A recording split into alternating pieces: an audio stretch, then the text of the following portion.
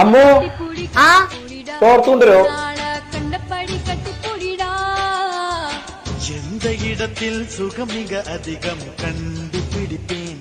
6 months later.